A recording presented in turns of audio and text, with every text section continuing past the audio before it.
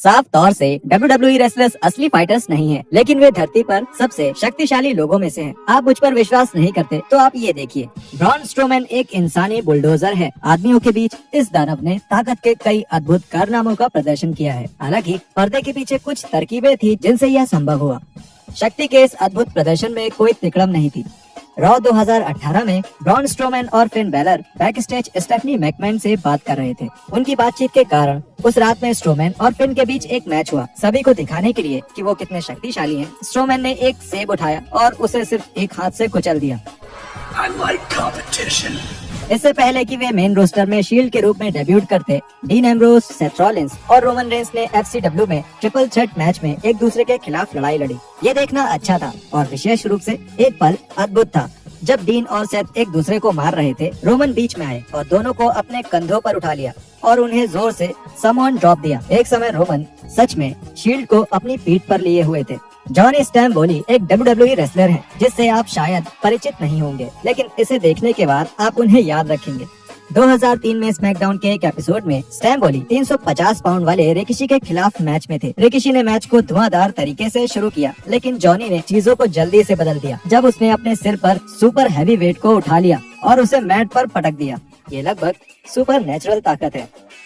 Rey Mysterio और Batista के खिलाफ वर्ल्ड हैवीवेट चैंपियनशिप का बचाव करने से पहले द ग्रेट खली बैक स्टेज यह दिखाने के लिए आए कि वह कितने शक्तिशाली हैं। खली ने एक खरबूज को पकड़ा और अपने हाथों से उसे निचोड़ दिया। हालांकि ये कुछ भी नहीं था।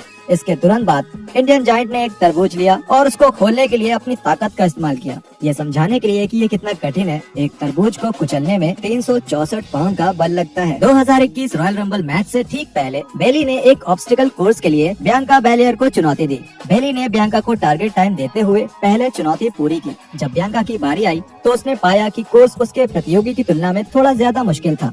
इसमें 330 पाउंड के ओटिस को अपने कंधों पर उठाना भी शामिल था। WWE के EST के लिए यह कोई समस्या नहीं थी और बेलियर ने ओटिस को ऐसे उठाया जैसे वो कुछ भी नहीं था। बियांका बेलियर WWE की सबसे शक्तिशाली महिला है। वहीं दूसरी तरफ मार्क हेनरी को दुनिया का सबसे ताकतवर शख्स कहा जाता है और उन्होंने यह किताब हासिल किया है। अपने WWE के करियर के दौरान WWE ने कई बार दिखाया है कि वो सच में कितने मजबूत थे। हालांकि 6 जनवरी 2006 को स्मैकडाउन मैच में हेनरी की गॉड लाइक शक्ति का सबसे अच्छा प्रदर्शन हुआ। मेन इवेंट में रे मिस्टीरियो और बैटिस्टा ने MNM के खिलाफ एक steel cage tag team match खेला था। मैच के बीच मार्क हेनरी तूफानी अंदाज में आए। मार्क हेनरी के केज के दरवाजे पर लगे ताले को तोड़ने और मैच में शामिल होने की प्लानिंग थी, जो हुआ भी। हालांकि WWE की प्रोडक्शन टीम को लॉक को तोड़ना आसान बनाने के लिए असली ताला लगाने की एक्टिंग करनी थी, लेकिन किसी ने गड़बड़ कर दी और उसकी जगह असली ताला लगा दिया। हालांकि मार्क हेनरी इतने मजबूत थे कि वे एक असली स्टील की चेन को तोड़ने और काम पूरा करने में सक्षम थे। WWE में सेजारो का निकनेम स्विस सुपरमैन था और ये कोई बढ़ा चढ़ाकर बोलने वाली बात नहीं थी। सेजारो ने कई बार अपनी सुपरनेचुरल ताकत का प्रदर्शन किया है, लेकिन सबसे प्रभावशाली पल सेमी ज़ेन के खिलाफ 2 से 3 फॉल्स मैच के दौरान था। मैच के अंत में ज़ेन एक टॉर्नेडो DDT मारने के लिए जा रहे थे, लेकिन सेजारो ने उन्हें रोक लिया और सेमी को अपने सिर के ऊपर उठा लिया और उन्हें एक अपरकट के लिए हवा में फेंक दिया। वो 212 पाउंड है जो सेजारो ने उठाया और 10 मिनट तक रेसल करने के बाद उसने ऐसा किया। क्या बात है। 1998 में गोल्डबर्ग को कोई रोक नहीं सकता था। The master of jackhammer को कभी हार नहीं मिली, जिसने उन्हें वर्ल्ड हैवीवेट चैंपियन बनाया। हालांकि गोल्डबर्ग की ये कभी न हारने की स्ट्रीक का असली टेस्ट तब होने वाला था जब उन्होंने बिग शो का सामना किया। जायंट एक शक्तिशाली दुश्मन थे, लेकिन वो भी गोल्डबर्ग को नहीं रोक सके, जबकि ये सब स्क्रिप्टेड था। एक चीज जो नहीं थी वो बिग शो का साइज था। 7 फुट लंबे जायंट के वजन के बावजूद गोल्डबर्ग उन्हें हवा में उठाने और वापस नीचे गिराने में सक्षम थे। जैक हैमर के लिए यह प्रभावशाली था, लेकिन इसका कोई मूल्य नहीं था क्योंकि गोल्डबर्ग इस तरह से बिग शो को पीटने वाले पहले रेसलर नहीं थे। 1 साल पहले बिग शो का मिस्टर परफेक्ट के खिलाफ मैच था। साइज में इतना ज्यादा अंतर होने के बावजूद मिस्टर परफेक्ट किसी तरह जायंट पर फ्लेक्स को अंजाम देने में सक्षम थे।